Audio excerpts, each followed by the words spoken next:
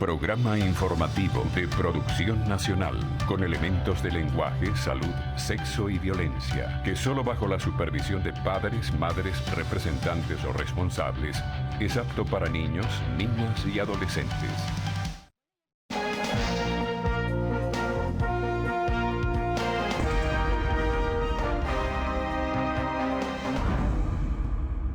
Buenos días, buen domingo, buen fin de semana para todos ustedes, amigos televidentes. Matrículas escolares se ubican entre 20 y 50 millones de bolívares. Como dirían en coro, ¿cómo te quedó el ojo? Maduro alcanza acuerdos comerciales en Turquía. CNE oficializa, eso lo dice el Universal, el día que estoy grabando el programa, que es el día jueves. Aquí veo el Nacional que dice 12 trimestres consecutivos de recesión hunden al país. Obispos se lanzaron fuerte contra el gobierno en un sermón donde critican la democracia y critican la delincuencia y la corrupción. Últimas noticias, CNE, en 9 llevan los comicios municipales. Maduro aprobó plata para posgrados, todo listo para los juegos estudiantiles. Y vea, dice aquí, 9 de diciembre, elecciones municipales, luchar por la ética periodística. Y bueno, usaban MBR y DHL para traficar cocaína. ¿Por dónde va a comenzar un industrial tan capacitado y estudioso como Juan Olarqueaga con todo ese panorama que le he leído aquí? Yo arrancaría, Carlos, por los 12 trimestres consecutivos de recesión en el cual está hundido el país, ¿no? Yo creo que las circunstancias por las cuales atravesamos son dramáticas, ¿no? La imposibilidad de poder vivir en Venezuela es gigantesca y ahí vemos que la primera noticia que tú leías, el costo de la matrícula escolar, todo es millones de bolívares en este momento, pero los sueldos no son millones de bolívares. La brecha que se ha generado entre ingresos y precios, ingresos de las personas y precios de las cosas, es propia pues, de los desequilibrios en los cuales cuando las economías se van trastornando de manera tan relevante como está trastornada la economía venezolana, pues van sucediendo esas imposibilidades de poder vivir, ¿no? Lo preocupante es que la brecha se amplía cada día y los ingresos del venezolano se reducen en cada día. Es decir, nosotros estamos pagando precios, que mucha gente dice, estamos pagando precios en dólares, pero estamos ganando en bolívares. Esa es la desgracia. Esa es la desgracia. Ustedes como industriales, ¿qué les preocupa o qué les ocupa hacia una solución de esto? Bueno, fíjate que ahí, si continúas leyendo esa noticia, de los 12 trimestres, ahí te das cuenta de que sale vemos en la parte interna una acotación en la cual se me hace, la cual digo que la industria está trabajando al 10% de lo que solía trabajar. Antes estaban al 45, ya bajó al 10. No, digo, la industria en su conjunto trabaja al 10% de lo que solía trabajar cuando estábamos en 1998. Si tú tomas la cantidad de empresas que van quedando más o menos una tercera parte de las empresas. Y estas a su vez están trabajando a un 24% en forma agregada o 22% en forma agregada. Cuando tú vas computando eso, pues te das cuenta de que estamos trabajando al 10% de lo que se tenía en 1998. Venezuela era un país que tenía una industria importante, más allá de que no lo percibiéramos. Desde el punto de vista de producción de materias primas, desde el punto de vista de transformación en cadenas industriales, la cadena siderometalúrgica, la cadena agroindustrial, la cadena petroquímica, plástica, transformación, ¿verdad? Era una cantidad de cadenas que no requerían de insumos importados y que podían abastecer aguas abajo a sectores importantes. Hoy en día esas cadenas están totalmente fracturadas, ¿no? Ante esto, ¿qué es lo que puedo decir con industria? Bueno, más allá de manifestar el drama en el cual estamos, yo creo que hay dos cosas que puede manifestar. La primera y muy contundente, Carlos, es que hace falta un cambio político, hacen falta nuevos gobernantes, nuevas personas con nuevas ideas, ¿verdad? El socialismo fracasó contundentemente, rotundamente. El socialismo del siglo XXI puso a la economía venezolana en bancarrota. No solamente se ha destruido la industria manufacturera, se ha destruido la industria petrolera. ¿verdad? Se han destruido todos los sectores de servicios públicos, todo lo que es electricidad, vialidad, seguridad, todo eso está destruido. Entonces hace falta comenzar a construir un nuevo país a partir de los escombros que tenemos en este momento. Caramba, bastantes camiones necesitamos para sacar escombros. Para esto, el próximo martes, el próximo martes 17 de julio, tenemos en el Eurobuilding el Congreso Anual de Conindustria, que lo vamos a dedicar, Carlos, a los conceptos sobre los cuales se reconstruye una economía productiva, ¿no? ¿Qué quiero decir por los conceptos? Quiero decir, bueno, el modelo socialista fracasó, ¿no? Aquí hay que pasar del Estado centralizado a la economía de mercado. Hay que pasar de lo colectivo a lo individual. Hay que pasar, vamos, de la centralización a la empresa privada. Y en consecuencia hay que discutir y sostener las bases de un nuevo país. Está viendo, por ejemplo, aquí tú dices algo importante, dice que no sé si es tuyo esto, dice 10% es lo que produce actualmente el sector industrial del total que producía en 1998. Así es. Ha incidido el irrespeto al derecho a la propiedad, contracción de la demanda derivada de la inflación, entre otros, señala Conindustria. Vamos a receso, me dice eso. Seguro.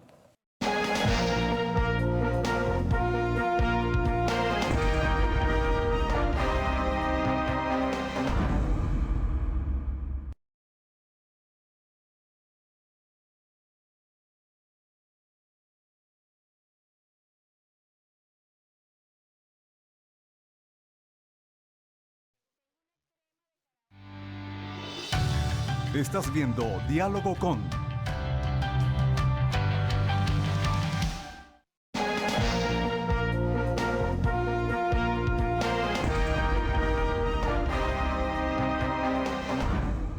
A ese congreso que llevan ustedes como propuesta y qué piensan al final ofrecernos como soluciones a esta gente que está tan desesperada o que espera.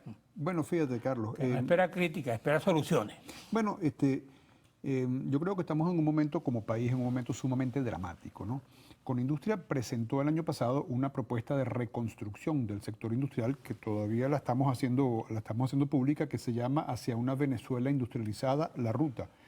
En otras oportunidades aquí hemos conversado sobre eso y trata sobre los 14 temas importantes a través de los cuales el país podría pasar de tener 3.800 empresas industriales a tener 30.000 empresas industriales, mediante los cuales podríamos levantar 1,5 millones de puestos de trabajo, mediante los cuales se puede generar una oferta exportable distinta del petróleo de unos 10.000 millones de dólares y mediante la cual se puede recuperar de una manera relevante los ingresos medios de los trabajadores industriales, como para pasar de los actuales salarios paupérrimos a una media latinoamericana de unos 11.500 dólares al año, ¿no? Si bien esa propuesta de políticas públicas está ahí, es válida, es la más profunda que hay en Venezuela a los fines de poder recuperar el sector, algún sector de la economía, en este caso el industrial, si bien eso es cierto, nos hemos dado cuenta durante su divulgación de que Venezuela tiene problemas más profundos que simplemente la proposición de unas políticas públicas. Venezuela tiene que revisar su modelo de país, qué es lo que quiere ser, cuánto Estado y cuánto mercado. Cuánto es el individuo empoderado y cuánto es el Estado que tiene que estar dictaminando lo que el individuo hace, lo que el ciudadano hace. Queremos vivir de la distribución, queremos vivir de la producción, cuánto crédito y cuánto ahorro. Entonces, creo que estamos en un momento en el cual tenemos que tener una visión nueva del país. Como te digo, el socialismo fracasó, el socialismo y especialmente el socialismo del siglo XXI. La necesidad social está ahí. Pero el socialismo como elemento centralizador, como que la producción pertenece al Estado, como que el Estado es el dueño y lo privado es malo porque, según decía el difunto Chávez, que lo privado es lo egoísta, pues nos hemos dado cuenta de que lo que es de todos es de nadie, ¿verdad? Que lo que está en manos del Estado va quebrando, que lo que el Estado va planificando no guarda relación con la generación de prosperidad. Entonces hay que construir un país nuevo. Entonces, en este Congreso... ¿Tú crees que el capitalismo sea la solución? Bueno, yo creo que el mercado y el empoderamiento del individuo es la solución. Fíjate que si nos salimos de Venezuela, nos damos cuenta de que a lo que estamos enfrentados los venezolanos es parte del pasado. Recuperar producción y tener altos niveles de abastecimiento son problemas superados en las economías desarrolladas. Más bien en el mundo hay una superabundancia de automóviles.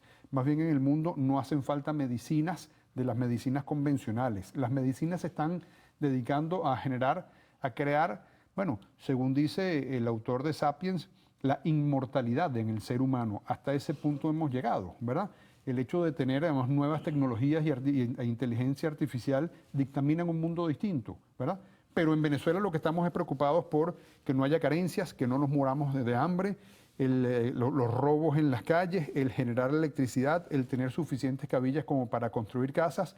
Estamos en un estado de retraso tal en Venezuela que yo creo que eso es lo que amerita que reevaluemos sobre la base de qué queremos construir nuestro futuro. Si pensamos que sobre la base de petróleo solamente, creo que estamos muy equivocados, porque el mundo muestra que la huella petrolera en el marco energético pues va disminuyendo. Así que la ventana de oportunidad que tiene el petróleo es relativamente baja. Tenemos que generar mecanismos distintos. Y ahí la industria, como generadora de bienes, como inserción de tecnología para tener novedades que agreguen valor, es lo que los demás países están haciendo, por ende es lo que debemos hacer nosotros. Entonces para eso tenemos que reevaluarnos como país. Y el Congreso lo que va a hacer es poner en la mente del ciudadano cuáles son esos conceptos para que se genere el debate. Claro. Eso es lo que yo creo que sería éxito en este caso. Así que yo invito a todos los televidentes a que vayan el martes 17 de julio a las 2 de la tarde al Hotel Elo Building. Esto no tiene costo, pero creo que es importante para la ciudadanía, para la sociedad, debatir qué tipo de país queremos construir, como te digo, a partir de los escombros que nos está dejando el señor Maduro. Hablando de Maduro, yo oía una cadena, obligatoriamente hay que oír cadena, ¿no?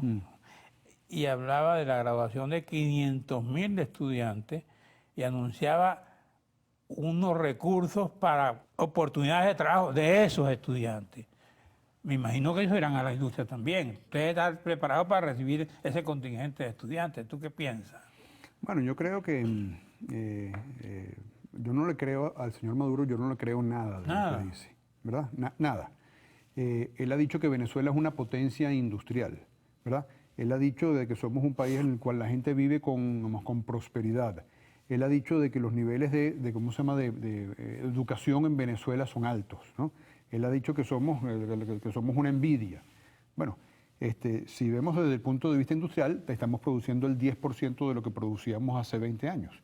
Si vemos desde el punto de vista de petróleo, estamos produciendo 1.300.000 barriles diarios, que creo que es el mismo nivel que teníamos hace unos 40 años atrás, ¿verdad? Si vemos desde el punto de vista de la prosperidad, los venezolanos se van de Venezuela porque no pueden subsistir, ¿verdad?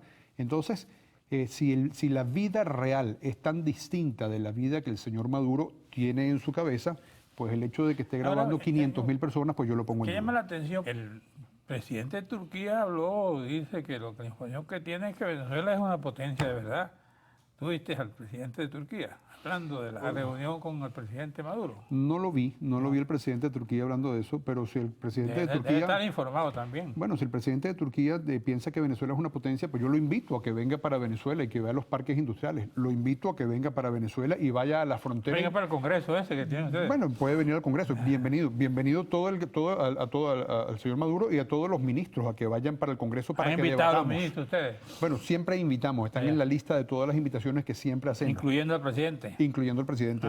Pero lo invito al presidente de Turquía a que vaya a las fronteras y le pregunte a los venezolanos por qué se están yendo de Venezuela. Y que a partir de ahí él deduzca por sus propios medios si acaso Venezuela es una potencia y si genera prosperidad o no genera prosperidad. Aquí veo que en 2 semanas han cerrado 5 diarios regionales por falta de papel. Esta es una crisis la que está viviendo la prensa de los medios de comunicación escritos.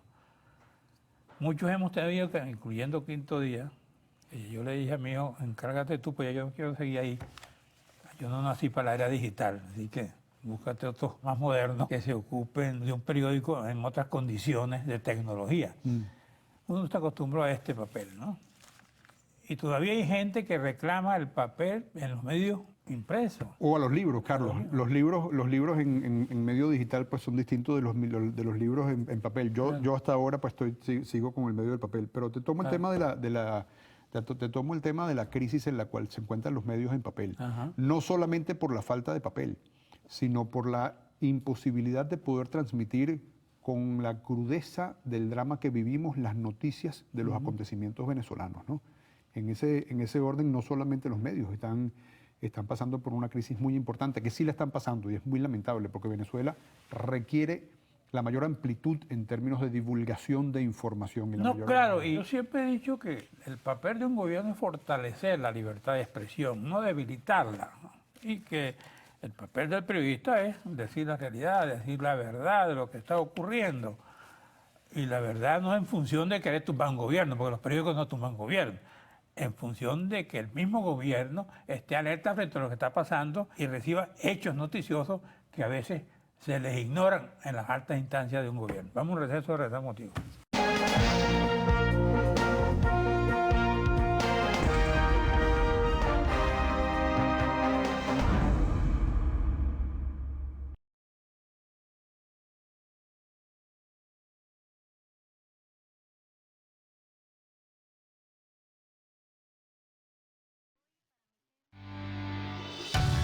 Estás viendo Diálogo con...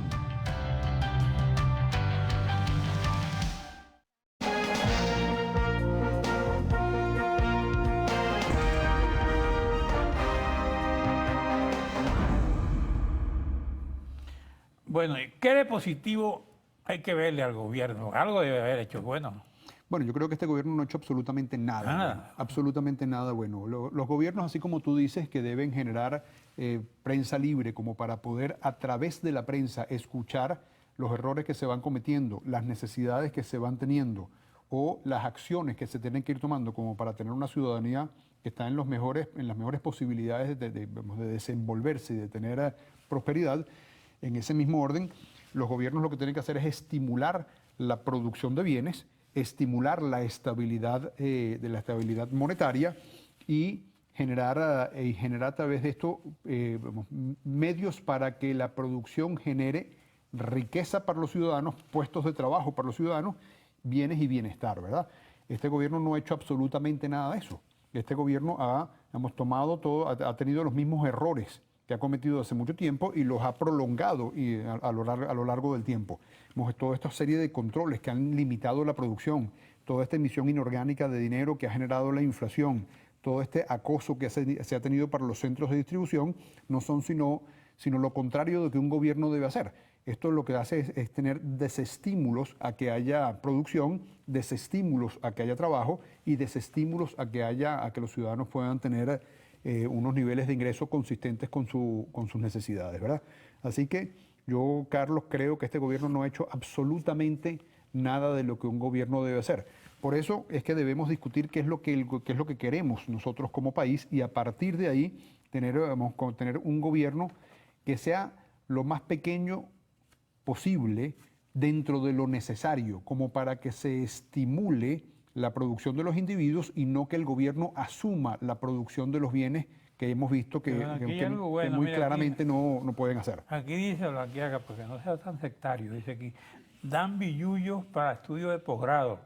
Jefe de Estado pidió un plan de expansión de la misión Sucre, lo dice nada menos que aquí el diario Últimas Noticias. Y aquí veo otra noticia que dice, financiarán proyectos de desarrollo en Haití. Este plan forma parte de la integración a través de Petrocaribe. Bueno, fíjate que nos estamos preocupando entonces por Haití cuando tenemos las necesidades que tenemos aquí. A los pobres, ¿no? Bueno, pero los pobres son los que comen de las bolsas de comida que están en las calles de Caracas, de Barcelona, de Valencia, de Maracaibo, ¿verdad? ¿Qué tiene que ver Haití con nosotros en este momento? Un gobierno que no es capaz de preocuparse por sus propios ciudadanos se va a preocupar por Haití. Bueno, y luego con el tema de los posgrados yo te diría que yo estuve participando, Carlos, en un trabajo de Conindustria. Conindustria tiene una fundación que se llama Fundei, que se dedica a la preparación de los pasantes para que ingresen en las empresas y puedan, a través de esas pasantías, adquirir las capacitaciones necesarias como para poderse desempeñar en las labores de producción.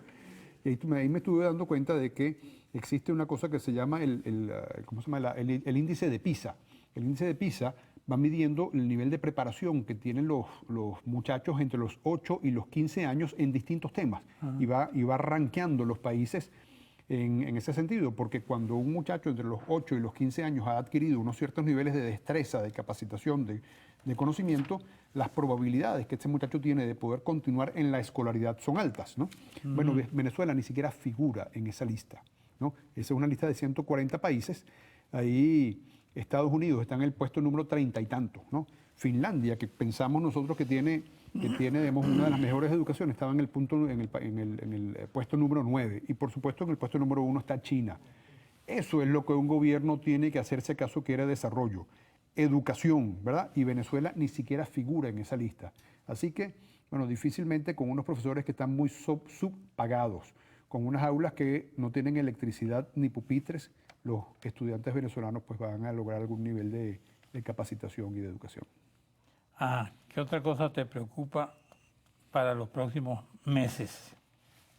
Lo que a mí más me preocupa es que tengamos una transición política que se transforme en un nuevo gobierno que tenga la sostenibilidad suficiente como para poder generar los niveles de recuperación de la economía, como para poder generar bienestar en ese país del futuro que requerimos. Ya el CNN convocó unas elecciones municipales, pero este CNE es un CNE al cual no se le cree. Y después vienen las nacionales que en el 18, ¿no? Este CNE nadie le cree, porque el CNE está compuesto con unas personas que pensamos que van inclinando la balanza. Ha hecho elecciones, yo no sé cuántas elecciones ha hecho, ¿no? Bueno, ha hecho una cantidad de elecciones dentro de las cuales ¿Y han acudido gente a las elecciones? Bueno, cada vez menos. Fíjate los resultados de la elección del 20 de mayo. Este CNE inclina la balanza por toda la cantidad de denuncias que hay, inclina la balanza a favor del gobierno. En consecuencia, pues no es un árbitro justo sobre el cual se pueda creer. Yo no estoy defendiendo al CNE, estoy provocándote a ti a ver qué más dice. Estoy diciendo lo que han hecho. Yo creo que Venezuela requiere elecciones, pero requiere unas elecciones que sean absolutamente justas, totalmente transparentes, con supervisión internacional en la cual no haya fondos del Estado. Pero a las últimas elecciones llegaron supervisores internacionales. Bueno, que responden al lado del gobierno. ¿Por qué no le pedimos al Grupo de Lima que sea el supervisor internacional? ¿Por qué no le pedimos a la OEA que sea el supervisor internacional y que valide no solamente la preparación, la propaganda que el gobierno hace, la intimidación que se hace sobre los ciudadanos que quieren votar, la restricción que se hace sobre los candidatos de la oposición como para poder acudir y el encarcelamiento de los políticos de la oposición que pretenden ir a las elecciones pero que son encarcelados? Los curas o los sacerdotes o los obispos, como quisiera llamarlo, en su informe, o en su sermón, o su pastorado, como lo quiera llamar, ellos son muy críticos con la oposición. Ellos no notan una posición con fortaleza para enfrentar lo que ellos consideran el deterioro de la democracia. ¿Tú qué piensas? Yo creo que todos los venezolanos tenemos enormes críticas de los partidos políticos de oposición. No obstante eso, yo creo que los partidos políticos de oposición se desenvuelven ante un gobierno autoritario que ha promovido el que políticos de oposición hayan tenido que salir de Venezuela, que ha encarcelado políticos de oposición, que ha restringido todos los mecanismos a través de los cuales la política como mecanismo de convivencia pueda operar. Entonces, en esas condiciones, la verdad es que el ser político de oposición en Venezuela es bien difícil. Si bien creo que hay muchas cosas que hubieran podido ser sustancialmente mejor, yo no soy tan crítico de los políticos de la oposición venezolana. Después que tú das este tipo de declaraciones aquí, en la radio, siempre te veo en otros canales, ¿a quién te encomiendas?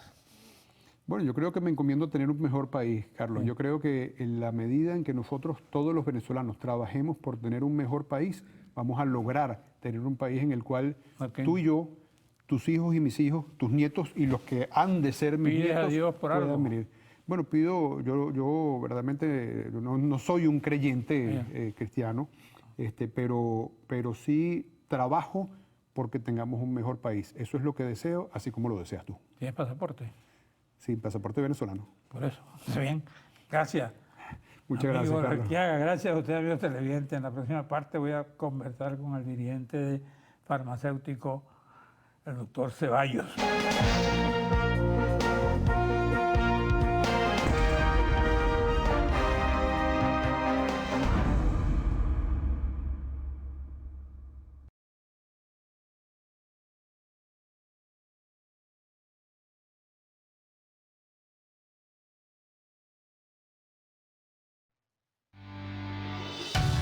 Estás viendo Diálogo con...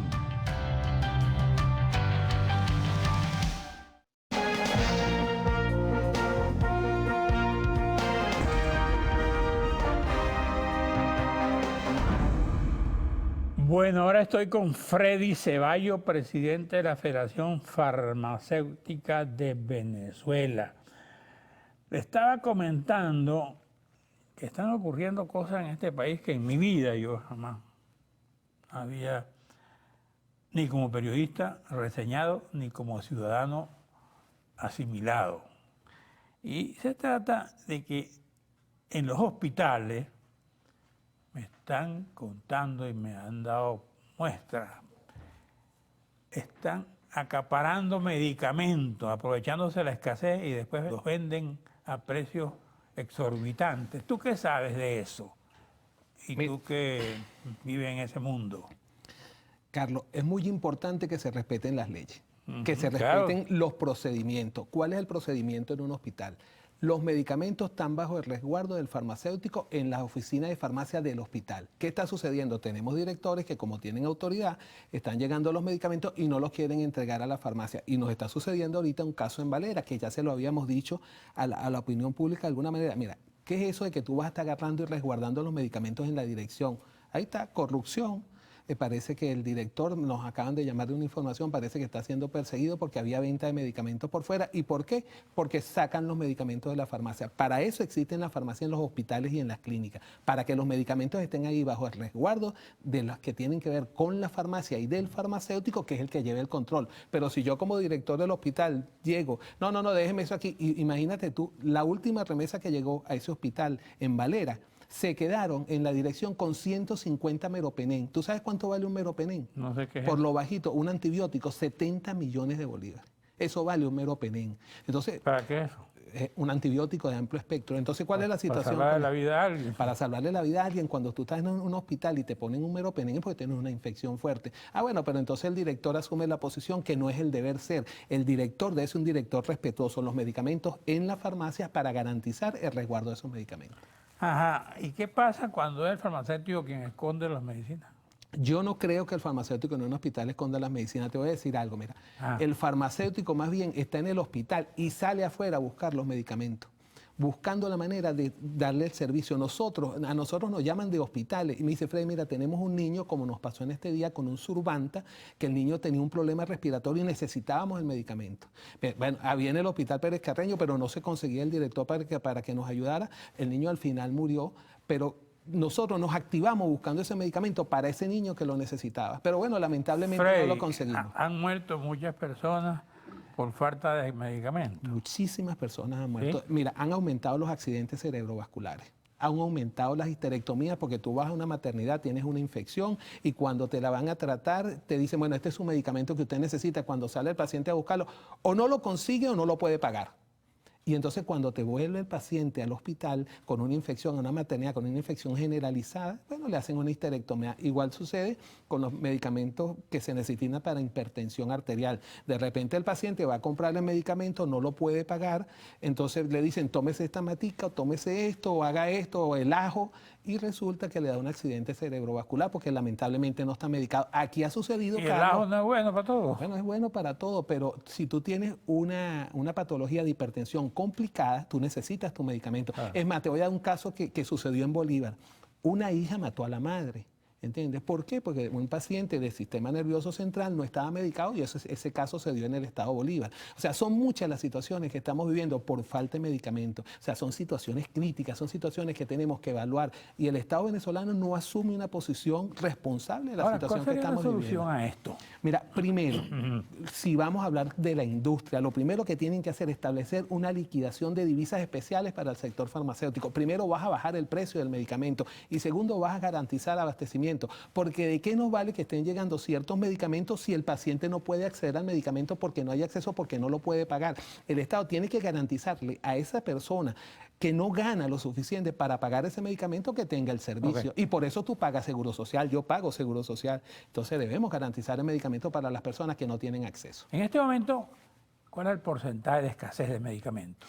Mira, estamos entre un 80 y un 85%, pero en los hospitales En los hospitales públicos, en la parte privada tenemos ahorita más medicamentos, pero en los hospitales públicos la situación es crítica. ¿Por qué? Los pacientes de cáncer, esos pacientes, de nada te vale que tenga uno, ahí trabajamos con cócteles, a lo mejor necesitas 3 medicamentos y tienes uno solo.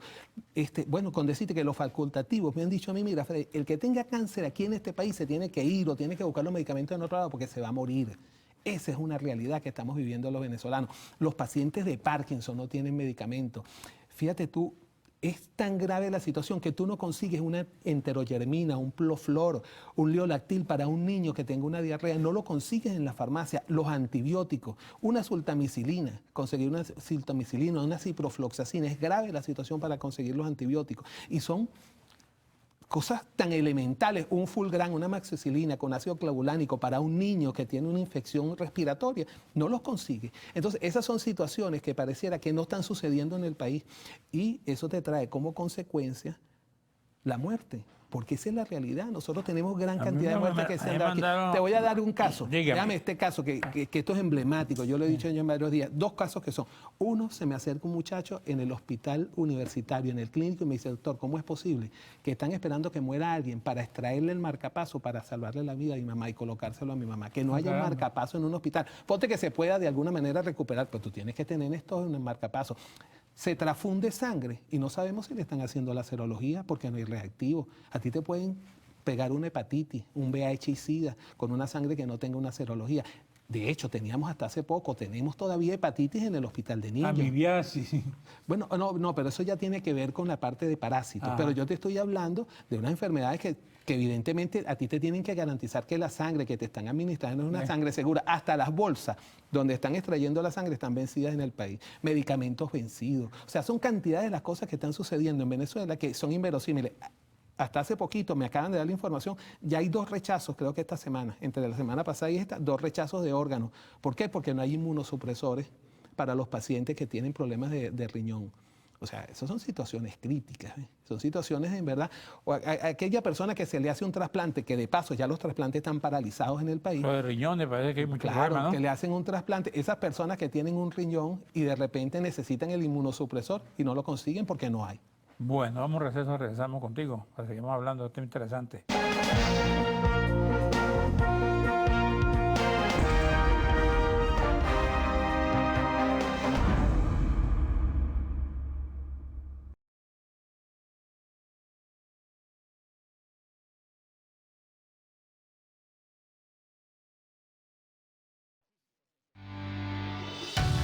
Estás viendo Diálogo con...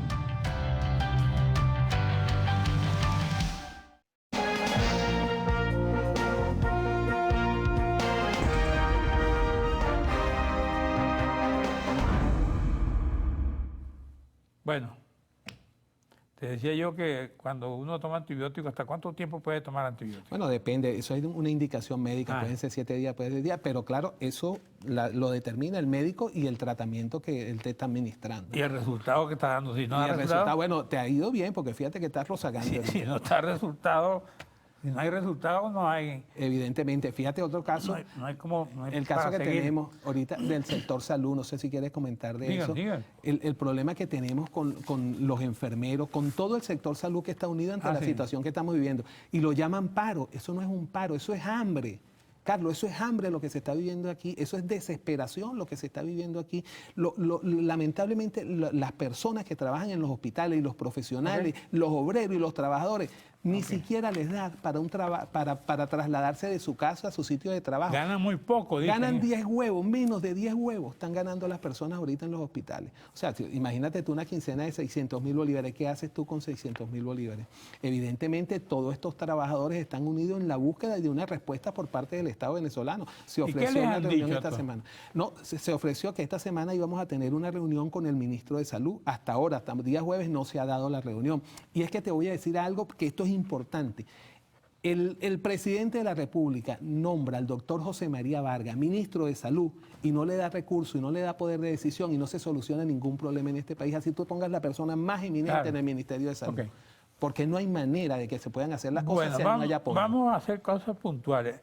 Hay una medicina que la gente busca mucho aquí para la hipertensión, como losartán, por ejemplo. ¿Existe en el mercado losartán? Ahorita había losartán de 100 miligramos. No había el de 50 y hay el que es combinación con diurético, pero eso hace poquito, te estoy hablando de una semana atrás, porque hace una semana no se conseguía los sartán. ¿Y a qué precio llega los sartán aquí? Bueno, el que llegó ahorita está más o menos en 3.038.000. La medicina para diabéticos, por ejemplo, la insulina, la metformina. Bien difícil la situación que hay con la insulina. De hecho, se dijo que había llegado insulina en los distritos sanitarios. Inmediatamente nos activamos tratando de ayudar a todos los pacientes diabéticos y resulta que era mentira, una mala información. Y la metformina la consigues combinada, pero la metformina como tal sola cuesta muchísimo conseguirla. ¿Y es costosa?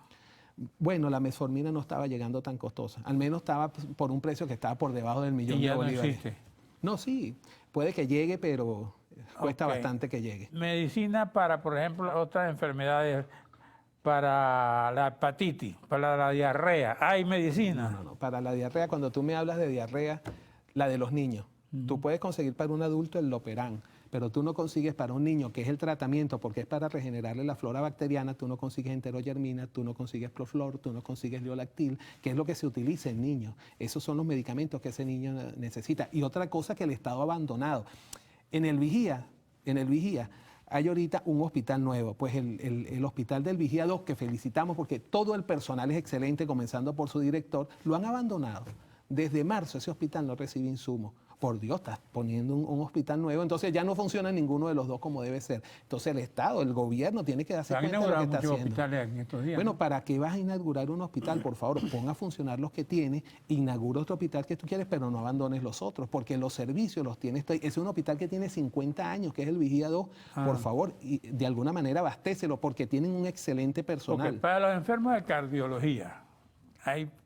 Bueno, ahí relacionas tú lo que es hipertensión, es que se relaciona todo, claro. Diabetes, hipertensión y todo. Faltan medicamentos, es que faltan de todo. Tenemos la un 85% situación del hospital cardiológico me dicen que ha mejorado o que sigue bien. Bueno, yo no podría asegurar que ningún hospital en este país está bien porque el paro lo tiene decretado el gobierno. Pero bueno, lo importante es que en los hospitales ahí está el personal luchando con sus pacientes. Creo que los médicos también van a... Sí, de hecho tuvimos una reunión en la Federación Médica antier, y entonces los médicos se sumaron al mal llamado paro, porque eso no es un paro, aquí se le está dando el servicio a los pacientes, se están atendiendo a los pacientes, pero bueno, todos estamos activados ante la situación que vivimos en el país, porque de alguna manera esa gran diáspora que tenemos de profesionales, de obreros, de trabajadores, porque no ganan con qué trabajar. Farmacéuticos, ¿cuántos se han ido por lo menos? Bueno, mira, la situación está preocupante, que no solamente los que se han ido, que ahorita en la escuela de farmacia que se están abriendo más o menos algo parecido a las inscripciones, se inscribieron muy pocos estudiantes. Y no solamente en la carrera de farmacia, es en todas las facultades de la Universidad Central de Venezuela,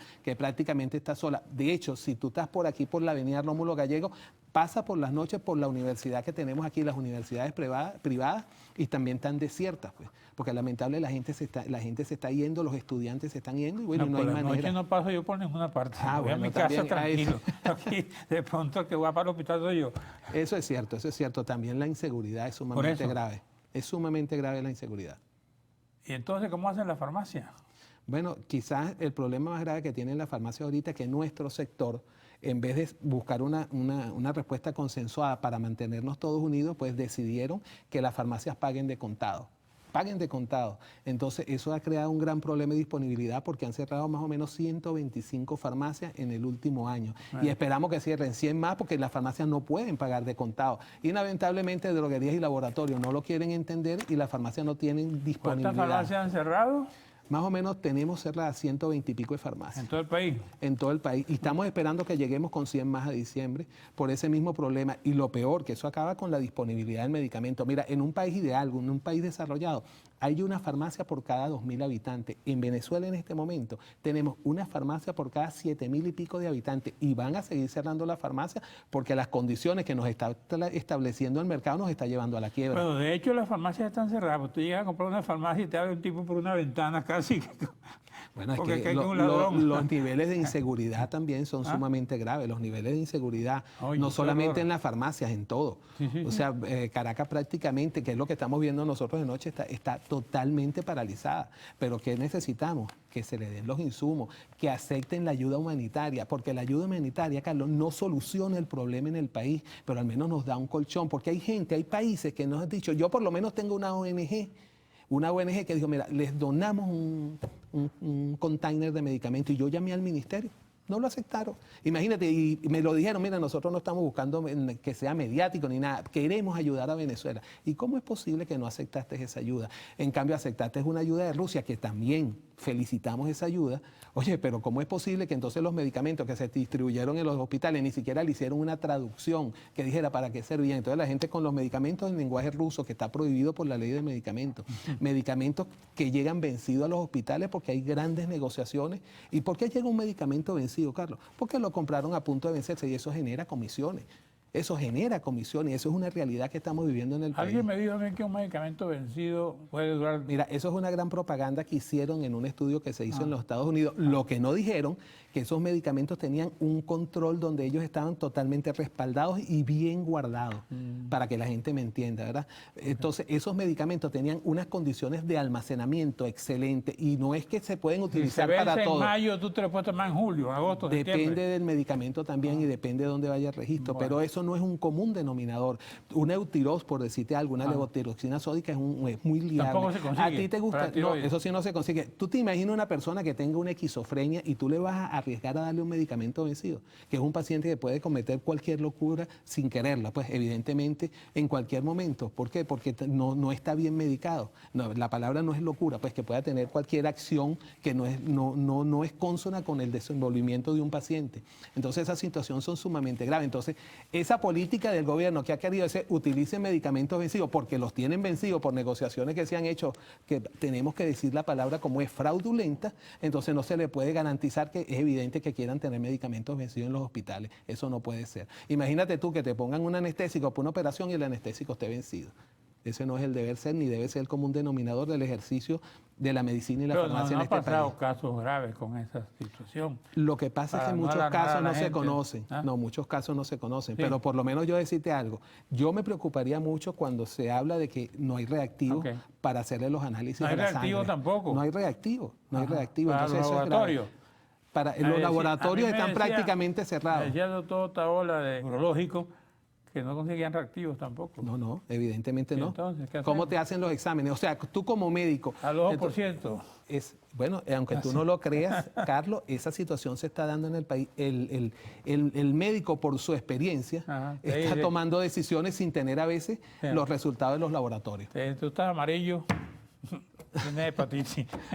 Exactamente, evidentemente. Bueno, gracias, amigo Freddy. Gracias a usted, amigos televidentes. Nos veremos aquí el próximo domingo a esta misma hora.